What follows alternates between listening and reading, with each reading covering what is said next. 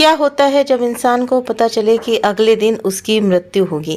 एक आश्रम में एक शिष्य रहता था। वो बहुत गुस्से वाले स्वभाव का था।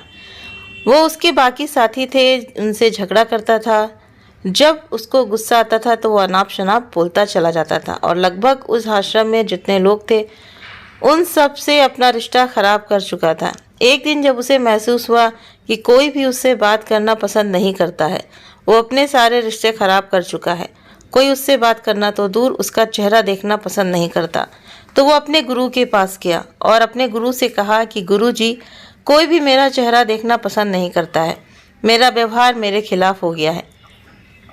मुझे बस ये बता दीजिए कि आप इतने शांत कैसे रहते हैं। मैं आपको देखता हूँ, आप हमेशा बहुत ही मीठी वाणी में बात करते हैं, बहुत अच्छा स्वभाव है आपका, आप किसी से झगड़ा नहीं करते हैं। मुझे आप अपना सीक्रेट बता दें, शायद मैं कुछ कर पाऊँ। गुरुजी ने कहा, मुझे अपना रहस्य तो नहीं पता, पर मैं तुम्हारा रहस्य जानता हूँ। आज से 7 दिन बाद तुम्हारी मृत्यु हो जाएगी। ये सुनकर शिष्य घबरा गया।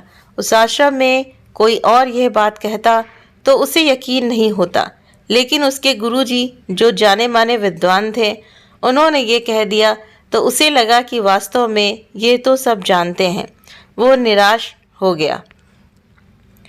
जब वो गुरुजी के कक्ष से बाहर निकला तो जो उसे पहला व्यक्ति मिला उससे हाथ जोड़कर माफ़ी मांगी। फिर उसे दूसरा व्यक्ति दिखा, उससे भी माफ़ी मांगी। याद करता जा रहा था किससे क्या कहा था और माफ़ी मांगता जा रहा था। उसे लग रहा था कि समय ही नहीं बचा है मेरे पास। किसी से भी उसने कोई गलत बात नहीं की।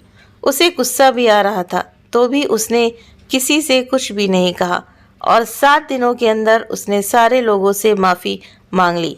जब 7 दिन पूरे हो गए, वो गुरुजी के कक्ष में गया और कहा, गुरुजी, अंतिम प्रणाम स्वीकार करें।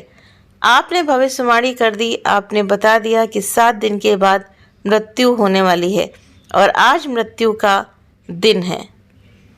गुरुजी ने पूछा, एक बात बताओ, क्या इन 7 दिनों में गुस्सा आया? क्या किसी से कुछ कहा? उसने कहा, गुस्सा तो आया था पर किसी से कुछ भी नहीं कहा। मैंने तो लोगों से माफ़ी भी मांग ली है ताकि अंतिम समय में माफ़ कर दें। गुरुजी ने कहा, बस यही मेरे निर्मल व्यवहार का रहस्य है। मैं यही मानकर चलता हूँ कि इसी क्षण मेरी मृत्यु हो जाएगी। मैं अपने व्यवहार को ऐसे रखता हूँ कि मेरा यही अंतिम समय है। तुम्हें समझाने के लिए मैंने ये झूठी भविष्यवाणी कर दी थी। अभी तुम्हारा अंतिम समय नहीं है, आराम से जियो। तो ये कहानी हमें यही सिखाती है कि हमें किसी से भी कोई गलत बात नहीं करनी चाहिए, हमें किसी का भी दिल नहीं दुखाना चाहिए। अगर जाने अनजाने में हमसे कोई गलती हो जाती है तो हमें समय रहते ही उनसे माफ़ी मांग लेनी चाहिए। तो दोस्तों, कोई नहीं जानता कि किस क्षण हमारे प्राण हमारे शरीर से अलविदा कह दें। इसलिए दोस्तों, दर्द एक संकेत है कि आप जिंदा हैं, समस्या एक संकेत है कि आप मजबूत हैं और प्रार्थना एक संकेत है कि आप इस दुनिया में अकेले नहीं हैं। आपके साथ में कोई हो ना हो, भगवान है। तो इसलिए कोई भी समस्या आती है तो हमारे जीवन में अगर सुख दुख आता है, वो तो एक नियम है, वो प्रकृति का नियम है। जैसे प्रकृति बाहर की बदलती है तो अंदर की भी प्रकृति बदलती है। बाहर का मौसम नहीं बदलता है, जाड़ा गर्मी बरसात भी आता है तो हमारे अंदर भी सुख दुख आता है। जैसे समुद्र है, समुद्र की जो शोभा है वो बिना लहरों के बेकार है। जहाँ समुद्र है वहाँ लहरें होंगी, तो ये हमारा शरीर है वो समुद्र है और इसकी जो लहरें हैं वो हैं सुख और दुख।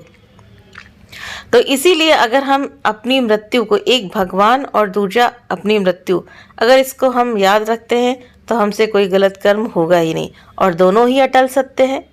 इसका कोई काट नहीं है। भगवान भी सत्य है और मृत्यु भी सत्य है। तो इसीलिए सबसे अच्छा व्यवहार हम करते रहें, क्योंकि पता नहीं है कि अगला पल हमें हमारी सांस आए या ना आए। क्योंकि जैसा आजकल हम देख ही रहे हैं, कहाँ कहाँ क्या क्या सुनने को मिलता है कि आज उसकी मृत्यु हो गई, कल उसकी मृत्यु हो गई। तो हम भी तो इसी लाइन में लगे हुए हैं ना। कोई हम अमर का बिया तो खा कर आए नहीं है जो हम इस धरती पर हमेशा रहेंगे। तो इसलिए जब भी कोई बुरा व्यवहार करने की आप सोचें, आपके मन के अंदर कुछ इस टाइप से आए और कुछ धन की लालसा हो या किसी प्रकार की बहुत बड़ी लालसा हो आपके अंदर, तो बस यही बात याद रखें कि मृत्यु सत्य है और परमात्मा सत्य है। मृत्यु कभी भी हो सकती है और कोई भी सामान अगर हमने यहाँ जुटा कर रखा है तो हम वो लेकर वहाँ नहीं जा सकते हैं, क्योंकि कफन में जेब नहीं होती है। सिर्फ हम ले जा सकते हैं अपने कर्मों का, अच्छे बुरे कर्मों का खाता।